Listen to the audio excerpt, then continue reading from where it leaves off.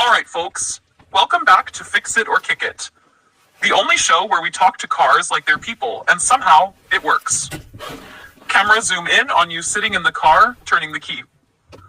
Okay, here we go. Come on baby, start. Nothing happens. That's weird. No click, no crank, no drama, just silence. Like my bank account after payday. Don't panic yet. You. Now, most people at this point would scream, cry, call a mechanic, or worse, sell the car on Facebook and move to Bali. But not us. Before you panic, there are 3 things you must check when your car refuses to start and doesn't even click. Camera on hood opening, show engine bay while pointing. You. Step 1, the fuses.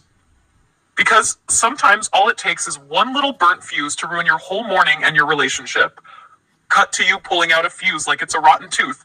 Oh no, my car is dead. No, Karen, your fuse is dead. Calm down. Step 2, cut to relay box. You. Step 2, the relays. These are like tiny switchy goblins that say yes or no when you turn the key. If the relay says no, your starter just sits there like a lazy teenager on a Monday morning. Dramatic music while you point at a relay. In my case, the starter relay was the criminal. Look at him, just sitting there, doing nothing, living rent-free under my hood.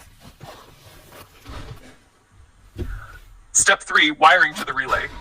If a wire's broken, corroded, or been chewed by a squirrel named Larry, the signal won't get through. No signal equals no start equals no fun.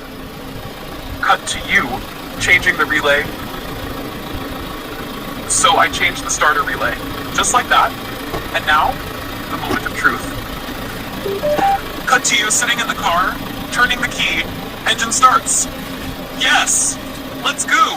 We're back in business, baby! So before you tow your car or cry on TikTok, check your fuses, relays, and wiring. You might save money and feel like a superhero.